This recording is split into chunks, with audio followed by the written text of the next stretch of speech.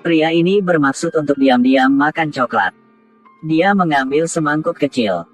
Tetapi tangannya tidak memegang dengan kuat. Sehingga dia jatuh ke dalam coklat yang besar di bawah. Staf lainnya segera memanggil tim penyelamat. Mereka dengan cepat tiba di tempat kejadian. Pada titik ini, para wanita terus-menerus memperkenalkan coklat mereka. Kapten menyuruhnya untuk tidak beriklan lagi. Korban hanya bisa mengangkat kepalanya.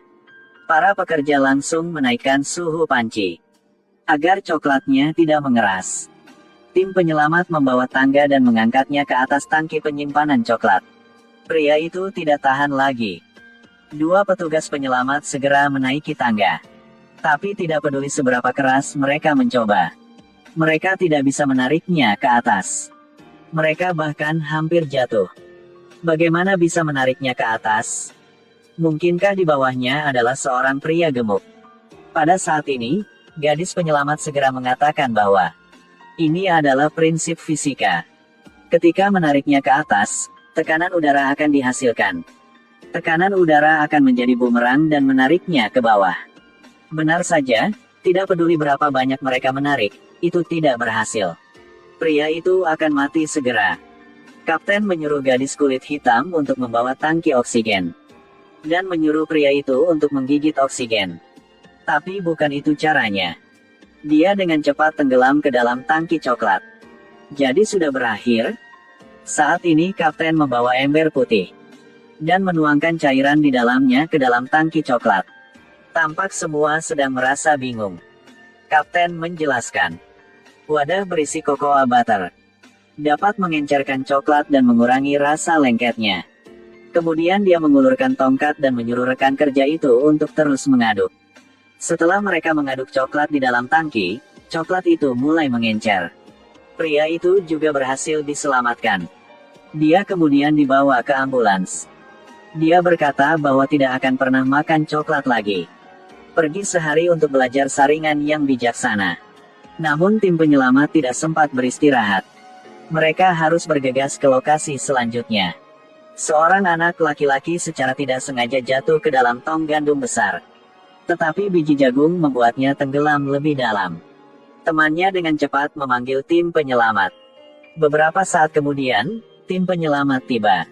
Mereka memasang tangga portabel. Bersiap untuk menyelamatkan bocah itu dari atas lumbung jagung.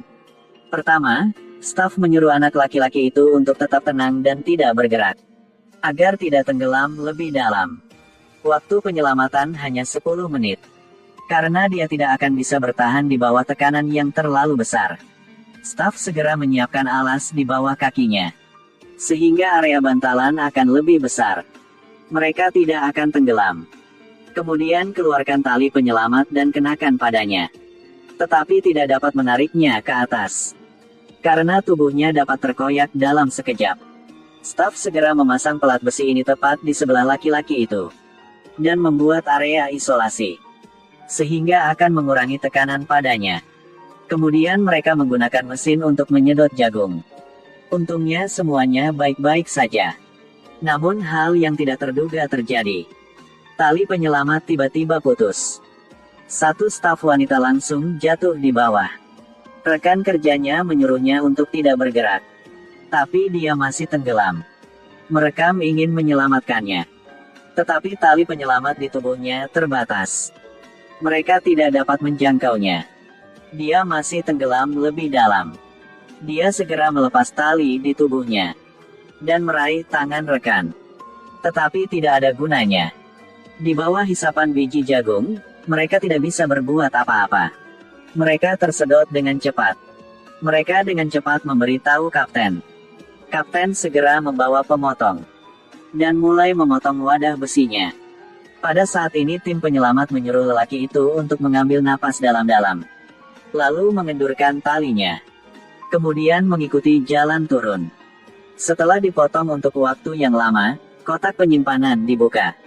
Jagung di dalamnya langsung tumpah. Akhirnya semua terselamatkan. Orang-orang yang lewat mengambil gambar. Kemudian mereka menjadi terkenal dalam semalam.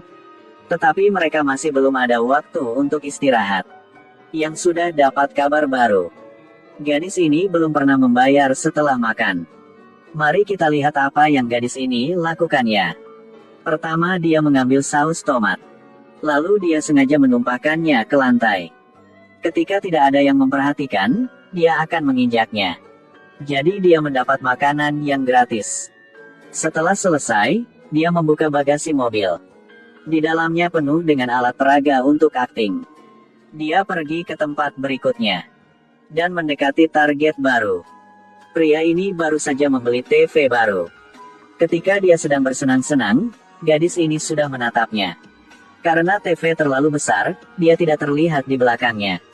Dia melihat ke kaca spion. Kemudian mulai mundur setelah mengetahui tidak ada orang di sana. Tapi dia menabrak sesuatu. Dia segera turun dari mobil untuk memeriksa. Ketika dia pergi ke belakang mobil, dia melihat gadis ini yang sedang terbaring di tanah. Dia ingin membawanya ke rumah sakit untuk diperiksa. Tentu saja gadis itu tidak setuju. Katanya kakinya patah. Jika tanpa kompensasi, dia tidak akan bisa berdiri. Tetapi gadis itu tiba-tiba melihat bahwa mobil pria ini adalah mobil bensin. Jadi dia berpura-pura terluka di kepalanya, agar pria itu dapat membayar sejumlah uang tambahan. Akhirnya dia punya cek $12.000. Keesokan harinya gadis itu melanjutkan pekerjaannya. Seorang wanita tua yang bergaya menjadi targetnya. Dia pergi ke belakang mobil. Tetapi dia ditabrak mobil. Wanita tua ini masih tidak tahu apa-apa yang terus memundurkan mobil. Lalu melajukan mobilnya tepat di atas gadis itu. Wanita tua itu buru-buru memanggil penyelamat. Tim penyelamat bergegas ke tempat kejadian. Tidak menyangka bahwa gadis itu masih hidup. Tim penyelamat segera memeriksa lukanya. Untung gadis itu hanya patah 20 tulang. Saat ini gadis itu mengatakan kepada mereka bahwa dia ditabrak oleh van. Meski polisi curiga, mereka tetap berusaha menyelamatkannya terlebih dahulu. Kemudian, seorang polisi wanita datang. Dia mengenalinya segera setelah dia melihatnya. Ternyata gadis ini pernah ditangkap olehnya kemarin. Dia baru saja dibebaskan pada minggu lalu.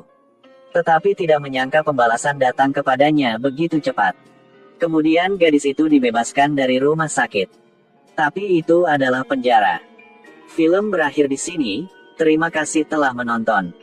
Sampai jumpa di film-film berikutnya.